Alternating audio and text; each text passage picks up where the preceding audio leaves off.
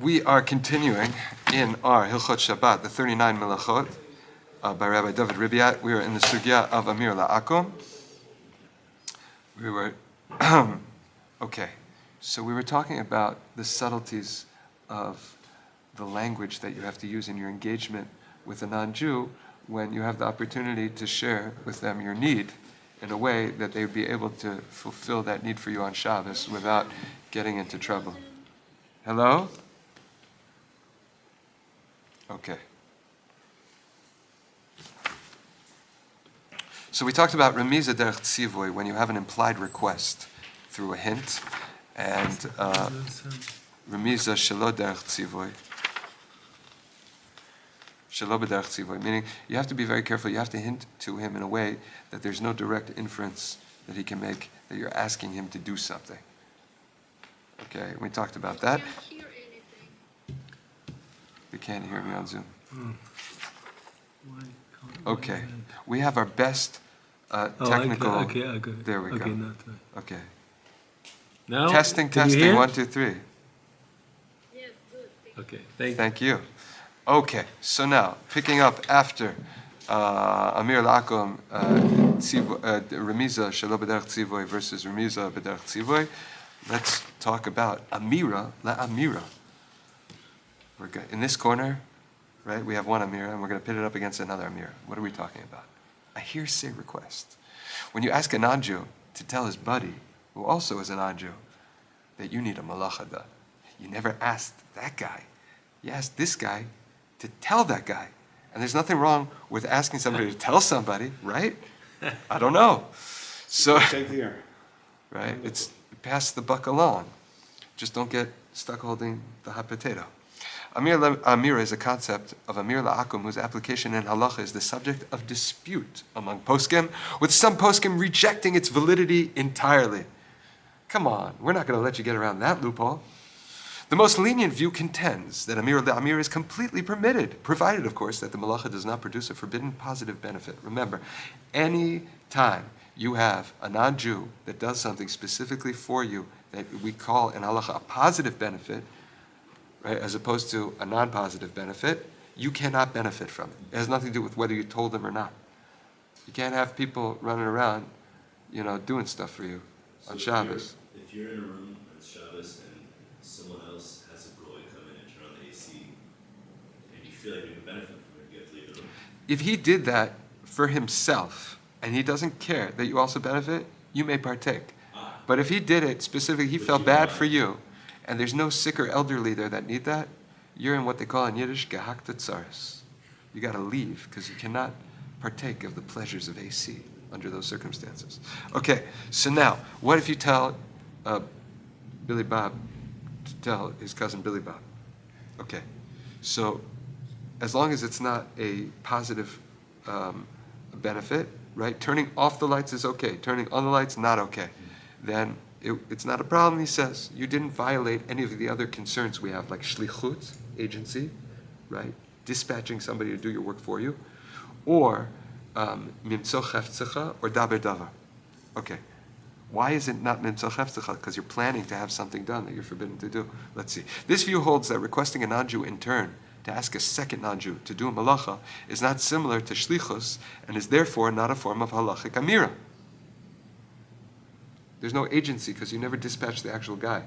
All you did was tell somebody to do something that you were allowed. Okay? Based upon this assumption, Amira LeAmira would be halachically the same as what we call remiza shelo b'derech tzivoy, which is indirect hinting. You never asked anybody to do anything for you. I mean, an act that is forbidden. Okay. According to this view, one may ask a non-Jew to tell a second non-Jew to shut off the lights so as to save electricity. However, even according to this view, one may not do this procedure for the purpose of turning on the light in a dark room, since the positive benefit derived from the light would be forbidden in any case. However, many poskim dispute this lenient ruling, and one must not rely upon it for most practical purposes.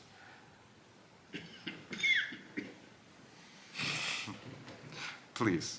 Okay, some poskim rule that one may use the Amira LeAmira procedure to have a malacha mid'oraisa performed for a mitzvah, for mitzvah needs, or in a situation of financial loss. Okay, here's what's important to understand. The mechanics of that is as follows. This whole thing is a derabana. from the Torah's perspective, which is black and white, it can't give you trouble for this. You didn't violate anything that the Torah told you not to do. You violated the Shabbos that the Torah empowered the Chachamim to define. And therefore, in certain pressing circumstances where the Chachamim themselves said not to concern yourself with Amir LeAkum, when it comes to a mitzvah d'oraisa, it's not a problem. You follow? Okay? Okay. Good question. Yes. Is there a way to hire a non-Jew prior to Shabbat to do any work for us? Yes, we will talk about that. We're going to get there, hopefully. Okay. Some poskim rule that one may use the Amira procedure, like we just said, right, when it has to do with oppressing financial laws or mitzvah need, where those are cases that the Chachamim they were always lenient in the takanot that they made about Shabbos. Okay, this second view regards Amira as a form of what we called earlier shvus de shvus, which means a derabanan on a derabanan, which is permissible for these particular purposes. A third view holds that Amira is permitted when done before Shabbos. Remember, because you can't do Amir LeAkum before Shabbos. That was the question just now. How do you even dispatch somebody before Shabbos to do malacha for you on Shabbos? Okay. Example. One may ask a non-Jew to bring an important overnight package to the post office or delivery service on Friday for a scheduled delivery on Shabbos. Instead of asking him to do it on Shabbos, you can ask him to do it on Friday. Right. You can ask him on Friday. Right. Meaning early dispatch. You never meaning even though he's acting as your agent on Shabbos, you never dispatched him on Shabbos. And somehow this is a distinction. Because this is equivalent to asking a non-Jew before Shabbos to ask a second non-Jew to do a malach on Shabbos. So according to the opinion that holds that Amira is okay, so you could do that. One second. Okay. Since asking a non-Jew to ask a second non-Jew, according to that opinion, it says that it's okay. That's okay. So you can ask, according to that, you can also ask a non-Jew before Shabbos to do something on Shabbos. It's the same double steps removed. However, that sounds like not everybody would agree that you could ask a non-Jew to do something for you on Shabbos before Shabbos. Only this opinion. I don't know. Let's look at this again. One may ask a non-Jew to bring an important overnight package to the post office or delivery service on Friday for a scheduled delivery on Shabbos. Now, you're asking him on Friday or he's doing it on Friday? I think he's doing it on Friday, knowing full well that it's going to go on Shabbos. I mean, you couldn't do that. You couldn't take it on Friday, knowing that it's going to be, right? But somehow you can ask him because, right, he's doing what you can't do, and that's already what's set in motion, the non-Jew on Shabbos at the post office to send it. So it's non-Jew to non-Jew. That's the theory, okay? So, because this is equivalent to asking a non-Jew before Shabbos to ask a second non-Jew to do a malacha on Shabbos, which sounds 274. The plot thickens. It sounds a little bit like the tree. You're not allowed to lean on a tree. Don't touch it. But if you have something leaning on the tree already, you can lean on that. You know, we just read about what happens when he said to her, don't touch it. Don't touch the tree. God said, don't eat from the tree. He said, don't touch it. You know about that one? Yeah. Okay, should we do this now? Or maybe I'll look at it afterwards. I'm sorry. Okay. As implied earlier, so there's a note here. We'll try to get that straight. As implied earlier, some poskim deny completely the validity of the concept of Amira LeAmira and rule that it is identical to any fully fledged Amira, which is forbidden. So, for practical purposes, for the time being, just pretend like it's off limits. One should abide by this view in non-urgent situations. Once you have urgent situations, you can find all kinds of heter. In the meantime, hopefully it won't happen. As seen in previous paragraphs, there are many circumstances in which Amir LeAkum may be permitted. However, the laws of Amir LeAkum are rather complex, and one may certainly not draw original conclusions merely on the basis of the principles stated in this limited work. This is more to instruct you generally on what to do and how it works. Obviously, if you have a shaila, it's always worthwhile to ask somebody who is a master, knows all the ins and outs, and can compute instantly. Don't try this at home. Obviously, one must consult with the Rav before making use of any leniencies not explicitly stated here. However, it's great to know that they exist. The more informed you are, the more properly you can ask your question to get the proper answers. So it's all about the way you answer the question. Be informed and be an educated consumer. Okay. Yes. Questions? Circumstances under which Amir LeAkum is permitted. There are some circumstances under which direct Amir LeAkum and Hana'a, passive benefit from halacha, are permitted. Just to make things more complicated for those of us that have been here from the beginning, they are the following: illness or indispositions. Okay, there are certain general categories we're going to talk about where the Chachamim and their takanos are they relaxed them. So if anybody's ill, and you should know when we get to the whole subject of refuah and illness, it is about 100 pages of different halacha categories of illness and different protocol. So, but generally speaking, illness and indispositions. 2, mitzvah needs. And 3, the special period of time between Shkia and Tseis on the onset of Shabbos called Ben Hashmashot. The twilight zone. The coming out of the stars. Tzeta Kochavim. True nightfall. Okay, so the 3 categories that the laws of Amir LeAkum are lenient in certain ways, we have to see how, are if somebody's sick, if there is...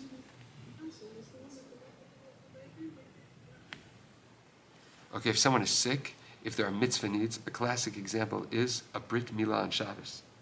You have a Bris Milah on Shabbos, right? That's a mitzvah d'oraisa, if it's on the 8th day. You can do Chil Shabbos for bris if it's on the 8th day, if it's at its proper time, and it's not considered Chil Shabbos. And you have all kinds of issues, like the mole needs to get the knife to the shul or wherever. Okay. So, illness or indispositions. The sages waived the restrictions of Amir LeAkum for the needs of an ill person, even if the illness is not life-threatening. However, it has to be on a certain level, minimum of illness. We'll discuss later. This is not like any time somebody will say, I'm feeling rather ill. I'm under the weather, right? We have to talk about halachically what it means when somebody's ill. But the Chacham say, hey, you're ill? You tell that non-Jew what you need to happen, because the Torah didn't say you can't, and that non-Jew wants to help you, right? So a hospital patient, therefore one may ask a non-Jew to perform even a malacha midioraisa for the sake of an ill person. You could say, hey, can you plug that AC in and turn it on? Can you go to the store and buy a battery and bring me back the receipt? What? Okay. A person suffering from the flu, a hospital patient may ask a non-Jewish nurse to raise the heat, adjust the air conditioning, adjust his electric bed, right? A person suffering from the flu may ask a non-Jewish neighbor to buy him medicine or heat up some water. One who is suffering from severe pain and is either confined to bed as a result or would take to bed if doing so would offer him relief is certainly classified as an ill person and may ask a non-Jew to do a malacha for him if this will help him give him relief. So the bare minimum of the halacha constraints that the Chachamim added in regards to illness, the bare what's considered illness, that those are waived, is chash begufo, I believe it's called, and that is when you have to go to bed to find, meaning you can't, like let's say your headache is so bad that you have to lie down, that's when you can take medicine on Shabbos.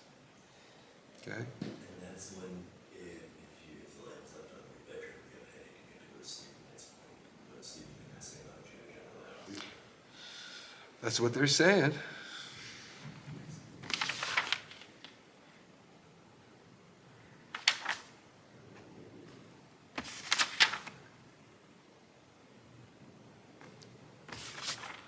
One who is suffering from severe pain and is either confined to bed as a result, or would take to bed if doing so would offer him relief, like a migraine, is certainly classified as an ill person and may ask a non-Jew to do a malacha for him if this will help give him relief.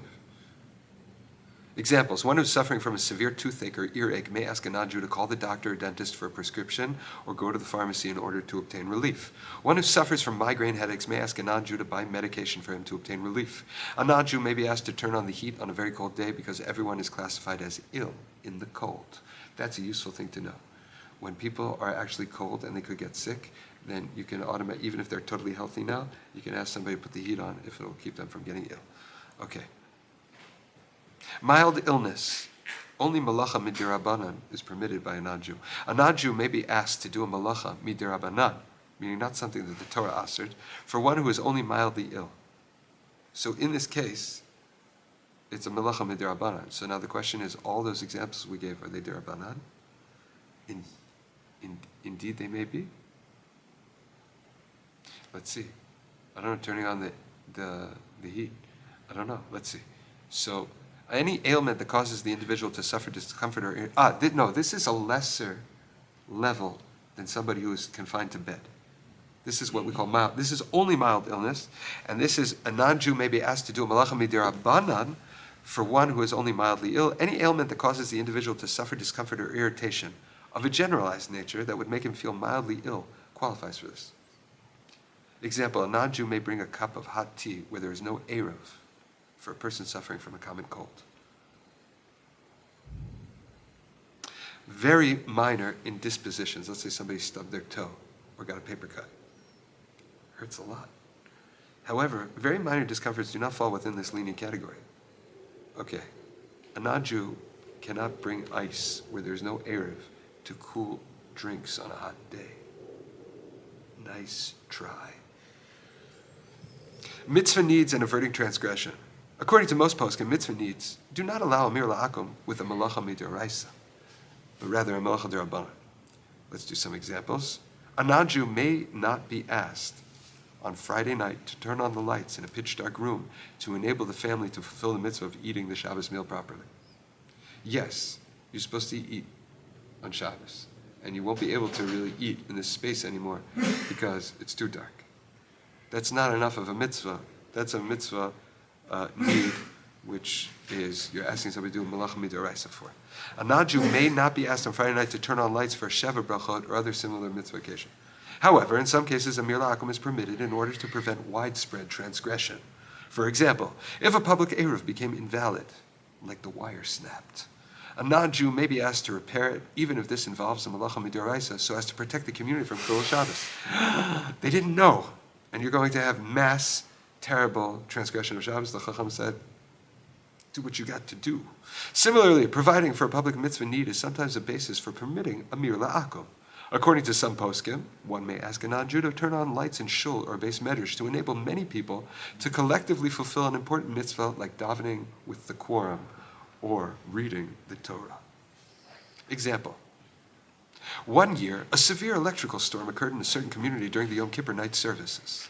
In the midst of the storm, some of the city's electrical power was suddenly disrupted, and the entire synagogue and the surrounding neighborhood was plunged into complete darkness. The blackout happened to take place just as the congregation was about to commence the silent Shemona Esrei prayer of Ma'ariv. And if you thought that they knew it by heart, you were mistaken. The congregants were, that's my dramatic addition. The congregants were thus left in an untenable situation. They could not start the lengthy Shemona Esrei prayer without seeing in their machzorim, and they could not remain standing in the darkness indefinitely with the mere hope that the lights would go back on. In this particular situation, it was permitted to ask or indicate to a non-Jew to bring in any lit lamps and even to light new candles so that the services would not be disrupted.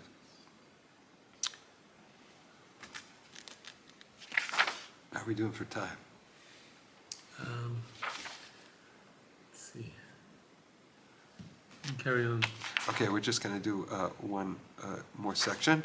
A non-Jew performing a shvus, which means a dirabanan for a mitzvah purpose.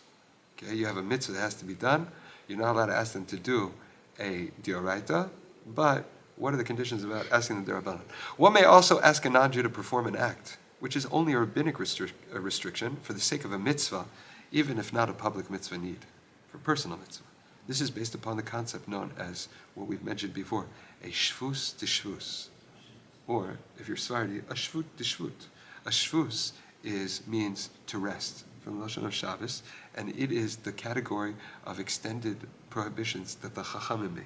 So a shvus always refers to a dirabanan, the imperative for the Chachamim to extend, to make takanot, to fulfill shvisa on Shabbos. Okay? So one may also ask a non-Jew to perform any act which is only a rabbinic restriction for the sake of a mitzvah, which is not public. This is based upon a concept known as a dirabanan, doing your shvut shvut is when you, since you're only asking, meaning you can, in violating a dirabanan, to violate a derabanan, since it's 2 steps removed, you're not really violating a derabanan. I never went to law school. I heard that, we're born with the genes, but some of this stuff, I accept. I can't do the math. Okay, so shvus to shvus refers to a halachic condition in which a rabbinically restricted act is twice removed from any midioraisa transgression by 2 separate and distinct levels of layers of rabbinic ordinance. Meaning, there are 2 instances where Chazal told you you're not allowed to do something. They told you can't do this and you can't do that. However, what if you do one to do the other? You're not doing either. Okay, Chazal told me I can't tell a non-Jew to do something for me. And Chazal told me that I can't carry from here to the shul. Right?